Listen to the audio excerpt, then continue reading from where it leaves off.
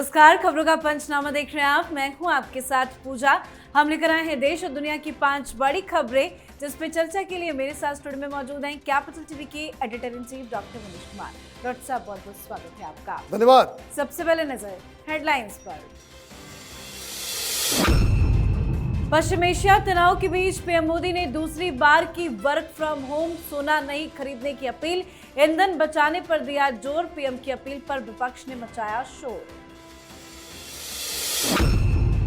जबरदस्त action mode में CM Suvendu अधिकारी, कट्टरपंथियों पर काफी सख्ती, लाउडस्पीकर और सड़क नमाज पर नया निर्देश जारी। अधिकारियों के साथ मीटिंग में जारी किए बड़े आदेश। तो वहीं चंद्रनाथ रथ मर्डर केस में सीबीआई की हुई एंट्री। हिमंता विश्व शर्मा दूसरी बार बने असम के मुख्यमंत्री। 4 मंत्रियों ने भी साथ ली शपथ। शपथ समारोह में पीएम मोदी सहित एनडीए के तमाम बड़े नेता रहे मौजूद।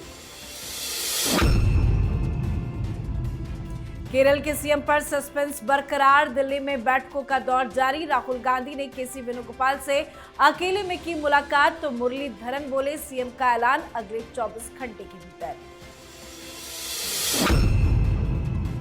नीट का पेपर हुआ लीक, अब परीक्षा रद्द, सीबीआई जांच शुरू। 45 से ज्यादा की गिरफ्तारी, जगह जगह छापेमारी जारी।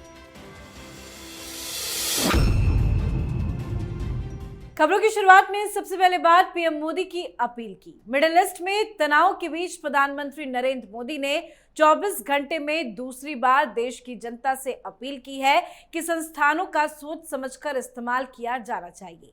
पीएम मोदी देश की जनता से बार बार कह रहे हैं कि वर्क फ्रॉम होम अपनाया जाए, ईंधन की खपत कम की जाए, विदेशी सामान कम खरीदा जाए, जनता 1 साल तक सोने की खरीदारी ना करे, खाने में तेल का इस्तेमाल कम करे, यानी कि ऐसी आदतें अपनाने की अपील की जा रही है जिससे ऊर्जा संस्थानों का ज्यादा खर्च ना हो, जिससे भारत का विदेशी मुद्रा रिजर्व बड़े तौर पर प्रभावित ना हो। पीएम मोदी की अपील पर विपक्ष हमलावर है। राहुल गांधी ने इसे नाकामी का सबूत बताया है, जबकि अखिलेश यादव ने बीजेपी को ही संकट बता डाला। कांग्रेस नेता पी चिदम्बरम ने विशेष सत्र बुलाने की मांग की है। तो वहीं शरद पवार ने सर्वदलीय बैठक बुलाए जाने की मांग की है, जिसमें पीएम मोदी के भी शामिल होने की मांग उठाई गई है। सर, पीएम मोदी ने जब से अपील की है कि विपक्षी पार्टी इतने परेशान क्यों दिख रहे हैं? देखिए, परेशानी उनकी नहीं है, परेशानी उनकी ये है कि प्रधानमंत्री मोदी जनता से सीधे सीधे बात कर रहे हैं, एक ऐसा सॉल्यूशन निकाल रहे हैं जो राजनीतिक तौर पे इस क्राइसिस में प्रधानमंत्री के कद को बड़ा करेगा। आप इस चीज को समझिए। एक समस्या आई है, कह रहे हैं कि भाई अब फेल हो गया। राहुल गांधी की तरफ से कहा जा रहा है, कांग्रेस पार्टी, हमने आपको पहले चिताया था, पहले ये कहा था। भाई ये संकट है, इससे तो कोई गुरेज नहीं है, ये तो सत्यता है। और इस संकट में भारत का कोई लेना देना नहीं है। पूरी दुनिया इससे प्रभावित हो रही है, पूरी दुनिया में ये संकट है। बाकी दुनिया में क्या किया गया? पेट्रोल की कीमत डबल कर दिया गया, कहीं 30%, कहीं 50%। अपने पड़ोसी देशों में डबल तक चला गया पेट्रोल डीजल की कीमत। आप वो कर रहे हैं क्या? आप नहीं कर रहे। आपने यहाँ वर्क फ्रॉम होम किया क्या? लॉकडाउन लगाया क्या? आपने इस तरह के जो कड़े जो फैसले बाकी दुनिया के देशों में हो क्या रहा है, हर चीज को एक कॉन्टेक्स्ट में देखने की आवश्यकता है। पूरी दुनिया में क्या हो रहा है और हिंदुस्तान में क्या हो रहा है। भारत की सरकार ने पहले से तैयारी कर रखी थी, इसलिए जनता को समस्या नहीं। आप देखिए, शुरू में हंगामा कर दिया लोगों ने, गैस नहीं है, गैस नहीं है, कितना बड़ा बवाल हुआ। आज गैस को लेकर के कोई संकट है? नहीं है। क्यों? सरकार ने तैयारी कर ली। अब प्रधानमंत्री कह रहे हैं कि ये युद्ध लंबा चलेगा तो हमें अपने कुछ चीजों को सेक्रीफाइस करने की आवश्यकता है। भाई खाना कम करने के लिए थोड़ी कह रहे हैं, वो कह रहे हैं 1 साल तक आप गोल्ड मत खरीदो। गोल्ड खरीदते हो बाहर से आता है, उसमें विदेशी पैसे जो है, विदेशी करेंसी जो है वो जाता है, डॉलर्स जो है वो खर्च होते हैं। तो एक पॉजिटिव तरीके से एक समस्या को हल करने के लिए प्रधानमंत्री मोदी ने कुछ फैसले लिए। आपको उसके ऊपर राजनीति करनी है, सरकार का फेलियर दिखाना है, वो आप कर सकते हैं। लेकिन समस्या क्या है? समस्या ये है, जब कोरोना आया प्रधानमंत्री मोदी ने जनता को ही उस पूरे मिशन का हिस्सा बना डाला और इसलिए हम उससे लड़ पाए। वही चीजें फिर से दोहराई जा रही है और इसलिए कि क्राइसिस में भी प्रधानमंत्री मोदी की पॉपुलैरिटी डाउन नहीं होती है, इसलिए इस तरह के कुतर्क दिए जा रहे हैं और हमला किया जा रहा है। जी, तो पीएम की अपील पर विपक्षी दल राजनीति कर रहे हैं, तो वहीं सीएम पद संभालते ही शुभेंदु अधिकारी एक्शन मोड में है और एक के बाद एक बड़े बड़े फैसले ले रहे हैं। सीएम शुभेंदु ने अधिकारियों को राज्यभर में गिरोह की गतिविधियों, अवैध रेत और कोयला खनन और मवेशी तस्करी पर कड़ी कार्रवाई करने का निर्देश दिया है। तो वहीं सीएम शुभेंदु ने कट्टरपंथियों पर नकेल कसना भी शुरू कर दिया। इसी के तहत शुभेंदु अधिकारी ने आईपीएस अधिकारियों के साथ एक बड़ी मीटिंग की है और सीएम ने यह निर्देश दिया है कि मस्जिदों पर लाउडस्पीकर की आवाज उसके प्रांगण से बाहर ना जाए, साथ ही नमाज करने के लिए सड़कों को जाम करके आम लोगों को परेशान ना करे सिवाय खास मौके के। मुख्यमंत्री ने महिलाओं की सुरक्षा पर भी खास ध्यान दिया। उन्होंने पुलिस अधिकारियों को निर्देश दिया है कि 2021 और 2024 के पोस्ट पोल मामले समेत रेप, अटेम्प्टेड रेप और छेड़छाड़ के पुराने केस दोबारा खोले जाए। साथ ही शुभेंदु अधिकारी के पीए के मर्डर केस की जांच सीबीआई को सौंप दी गई है। सर, जबरदस्त एक्शन में है शुभेंदु अधिकारी। देखिए, ताबड़तोड़ एक्शन है और कोई आउट ऑफ द बॉक्स जाकर के वो काम नहीं कर रहे हैं। ममता बनर्जी की जो नेकेड मुस्लिम अपीजमेंट पॉलिटिक्स जो थी, वो सुप्रीम कोर्ट के आदेशों के खिलाफ थी। सुप्रीम कोर्ट ने साफ साफ कह दिया है कि लाउड स्पीकर नहीं लगेगा। उसी आधार पे यूपी में, मध्य प्रदेश में, महाराष्ट्र में, जहां जहां बीजेपी की सरकार थी, लाउड स्पीकर को उतरवा दिया गया कि आप सर्टेन डेसिबल से ज्यादा साउंड करके आप रोज जो है आप ये काम नहीं कर सकते। तो सुप्रीम कोर्ट का आदेश है, लागू करना पड़ा। पहले ममता बनर्जी लागू नहीं करवाती थी, वो कानून तोड़ती थी। अभी कानून का राज आ गया तो वो लागू होगा।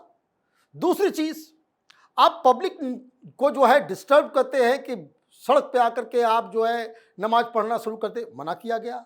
लेकिन हाँ, स्पेशल ओकेजन्स जो होंगे उसमें आप परमिशन ले लेंगे तो आपको परमिशन दिया जाएगा। ऐसा नहीं है कि भाई आपको भगा दिया जाएगा।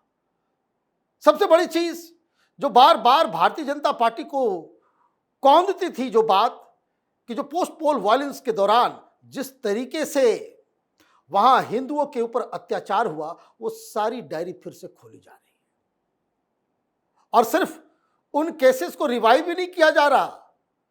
उस समय जिन लोगों ने एफआईआर दर्ज नहीं किया, उस तरह की घटना घटी थी और एफआईआर दर्ज नहीं हुआ, तो ऐसे ऐसे पुलिस वालों के खिलाफ भी कार्रवाई होगी।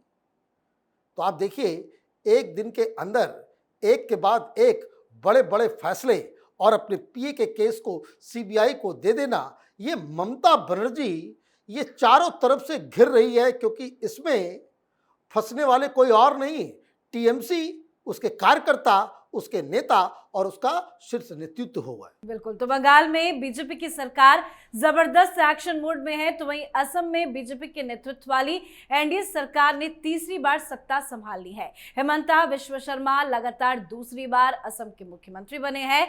असम के गवर्नर लक्ष्मण आचार्य ने गुवाहाटी के खानापारा वेटनरी कॉलेज ग्राउंड में उन्हें पद और गोपनीयता की शपथ दिलाई है। हेमंता के अलावा 4 विधायकों ने भी मंत्री पद की शपथ ली। बीजेपी के रामेश्वर तेली, अजंता न्योम, एजीपी के अतुल बोरा, बीपीएफ के चरण बोरो ने मंत्री पद की शपथ ली है। इनमें 2 बीजेपी और 2 सहयोगी दलों से है। शपथ कार्यक्रम में पीएम मोदी, गृह मंत्री अमित शाह, रक्षा मंत्री राजनाथ सिंह समेत बीजेपी एनडीए शासित राज्यों के सीएम और कई केंद्रीय मंत्री मौजूद रहे।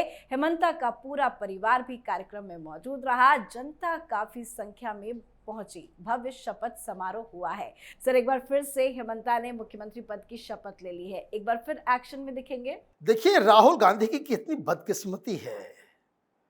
आपका व्यक्ति था, कांग्रेस का लीडर था, उस समय ही इसने अपने पराक्रम को साबित कर दिया था, लेकिन आप परिवारवाद में उलझे रहे। आपको ये गौरव गोगोई को आगे बढ़ाना था, पार्टी पे ध्यान नहीं देना था, और ये कांग्रेस से हट के यहां आए और क्या इन्होंने एक राजनीतिक पारी खेली है। ये सिर्फ असम के मुख्यमंत्री नहीं है, ये पूरे देश के लाडले हैं। पूरे देश में इनका एक अलग पहचान, अलग फैन फॉलोइंग है। सीधी बातें करना, सीधी बातें करके, और वो साफ साफ कहते हैं अपनी बातों को, और इसलिए वो लोगों में पॉपुलर है। लेकिन असम के अंदर जिस तरह की योजनाएं इन्होंने लागू की, जिस तरह से सेंट्रल जो जितने भी प्रधानमंत्री मोदी की योजनाएं हैं, जिस तरीके से बिना भ्रष्टाचार किए वो लाभ लोगों को पहुंच रहा है, इसलिए उसकी जीत भी होती है। दूसरी बार ये पहले ऐसे मुख्यमंत्री हैं जिन्होंने, वो नॉन कांग्रेस मुख्यमंत्री जिन्होंने ये कारनामा किया है। दूसरी बार उन्होंने शपथ ली और इन्होंने भारतीय जनता पार्टी को पूरे नॉर्थ ईस्ट में स्थापित किया, और इसलिए लगता नहीं कि ये कोई बाहर से आए हुए लीडर हैं, बल्कि ऐसा लगता है कि ये भारतीय जनता पार्टी में शुरुआती दौर से इस पार्टी के साथ काम कर रहे हैं। तो बहुत ही अच्छा उनका जो है ये पूरा का पूरा पिछले 10 साल का कार्यकाल भी, और जिस तरीके से उन्होंने ये चुनाव जीता है, ये काबिले तारीफ है। बिल्कुल, तो असम में भी मुख्यमंत्री का शपथ हो गया है, पर केरल का नया मुख्यमंत्री कौन होगा इस पर अभी तक फैसला नहीं हो पा रहा है। विधानसभा चुनाव में बहुमत मिलने के बावजूद कांग्रेस अब तक मुख्यमंत्री के नाम पर फाइनल मुहर नहीं लगा सकी है। तिरुवनंतपुरम की सड़कों से लेकर दिल्ली तक एक ही सवाल है कि केरल का मुख्यमंत्री कौन होगा। रमेश चेन्निथला, वी.डी. सतीशन और के.सी. वेणुगोपाल के नाम की चर्चा है। दिल्ली में लगातार बैठकें भी हो रही हैं।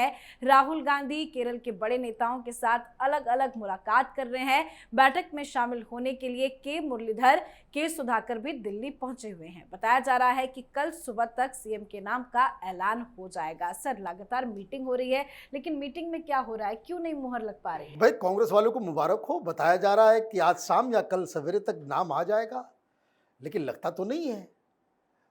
यहां बंटी बबली का खेल चल रहा है। कांग्रेस पार्टी ने चुनाव जीत के जिस तरीके से गंदगी फैलाई राजस्थान में, मध्य प्रदेश में, छत्तीसगढ़ में, कर्नाटक में, हिमाचल में, वही खेल जो है वो केरल में देखने को मिल रहा है। राहुल गांधी अपने चहेते के.सी. वेणुगोपाल को बनाना चाहते हैं, जनता सतीशन साहब को बनाना चाह रही है। मुस्लिम लीग, जो बाकी की पार्टियां हैं, वो ये कह रही है कि भाई के.सी. वेणुगोपाल जो है हमें पसंद नहीं है, क्योंकि वो तो केरल में रहता ही नहीं है, वो तो दिल्ली में रहता है। अब दिक्कत यह है कि कंट्रोवर्सी पैदा हुई है, तो कैसे इसको सॉर्ट आउट किया जाए। बनना के.सी. वेणुगोपाल को ही है, क्योंकि राहुल गांधी ने तय कर लिया है। लेकिन अब बाकी लोगों को किस तरीके से शांत किया जाए, तो प्रियंका वाड्रा कूद गई, सोनिया गांधी कूद गई। अब वो कह रहे हैं कि नहीं, सतीशन भी एक अच्छी चॉइस है। सतीशन साहब का के फेवर में जो है बयान आ गया। अब सतीशन साहब दिल्ली में उनसे मुलाकात होगी, उसको समझाया जाएगा कि देखिए आप पार्टी के लिए काम कर रहे हैं, ये कर, वो सारी कहानी वही जो वो कहते हैं ना, टॉफी डी.के. शिव कुमार को कर्नाटक में थमाई गई, वही चेन्निथला और सतीशन को जो है थमा दिया जाएगा, और के.सी. वेणुगोपाल मुख्यमंत्री बन जाएंगे, ताकि केरल के ऊपर राहुल गांधी का पूरा कब्जा हो सके। बिल्कुल। अब बात आज की आखिरी खबर की। एनडीए ने भारत सरकार की मंजूरी से 3 मई 2026 को आयोजित नीट यूजी 2026 की परीक्षा को रद्द करने का फैसला लिया है। इसके साथ ही परीक्षा को दोबारा आयोजित करने का निर्णय भी लिया गया है, जिसकी सूचना जल्द ही दी जाएगी। पेपर लीक मामले में सीबीआई ने केस भी दर्ज कर लिया है और जांच शुरू हो गई है। अब तक 45 से ज्यादा लोगों को गिरफ्तार किया जा चुका है।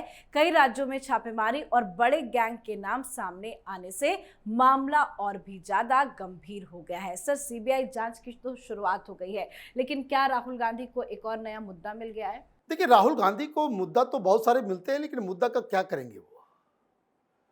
मुद्दा होने से कुछ होता नहीं, कुछ फायदा होता नहीं है। दिक्कत क्या है मालूम चलेगा। ये रैकेट कोई नया तो नहीं है हिंदुस्तान के अंदर में। आम आदमी पार्टी कह रही है भाई जिंजी वाला नेपाल बना देंगे, आप यही सब करो। दिक्कत क्या है कि ये जो लोग पकड़े भी जा रहे हैं, क्या होगा? उनको फांसी लगेगी, फांसी होना चाहिए, लेकिन देश में कानून नहीं है। देश में इस तरह के कुकर्म के लिए कोई कानून है ही नहीं। इनके ऊपर क्या होगा कि डॉक्यूमेंट फोर्ज करने का, इलीगल तरीके से डॉक्यूमेंट प्रिंट करने का, यही सब आरोप लग करके ये सब बाकी सब छूट जाएंगे। पहले भी लोग पकड़े गए, क्या हो गया? फांसी लग गई। तो सबसे पहली चीज है कि कानून नहीं है जिसका खौफ नहीं है।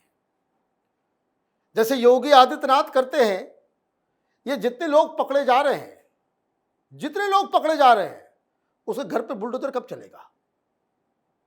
उनको बुलडोजर चलवाइए, उनको बिल्कुल दुनिया के सामने लेकर के आइए और इस तरह के पाप के लिए उम्र कैद और फांसी की सजा हो, इस तरह का प्रावधान कीजिए। कितनी शर्म की बात है कि बार बार एक ही घटना सरकारों, मुख्यमंत्रियों और सारे एडमिनिस्ट्रेशन के नाक के नीचे ये सारा चीज होता है और पूरा का पूरा सिस्टम वो देखता रह जाता है। कहां से लीक हुआ, किसने किया, कोई नासिक बता रहा है, कोई राजस्थान बता रहा है, कोई हरियाणा बता रहा है। ये तो पूरा देश भर में बैठा हुआ एक नेटवर्क है।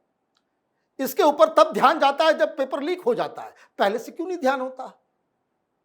और मैं बात बिल्कुल साफ कहूंगा कि ध्यान रखने पकड़ने से भी इन लोगों का कुछ नहीं होगा, कारण इन लोगों के लिए स्पेशल कानून ही नहीं है। आप कानून बदलते रहिए, ये करते रहिए, और जब तक इस देश में स्पेसिफिक जुर्म के लिए स्पेसिफिक कानून और स्पेसिफिक सजा नहीं होगी, ये लोग बिना डर खौफ के, उनको बेल मिल जाएगा, उनको मालूम है 6 महीने जेल में रहेंगे फिर बेल मिल जाएगा। यहाँ का जो प्रावधान है, जिस तरीके से चलता है कोर्ट कचहरी, तो ये मुझे लगता है कि सरकार को, खास करके केंद्र सरकार को, इस चीज के ऊपर, पेपर लीक के ऊपर, भाई युवाओं के जिंदगी का सवाल है, इसके ऊपर बहुत ही कठोरतम फैसले लेने की आवश्यकता है। जी, बहुत बहुत धन्यवाद सर समझाने के लिए। धन्यवाद। तो खबरों का पंचनामा में आज के लिए फिलहाल इतना ही। देश विदेश की बाकी खबरों और उनकी सटीक एनालिसिस के लिए देखते रहिए कैपिटल टीवी। हमें लाइक कीजिए, शेयर कीजिए और कैपिटल टीवी को सब्सक्राइब कीजिए। नमस्कार।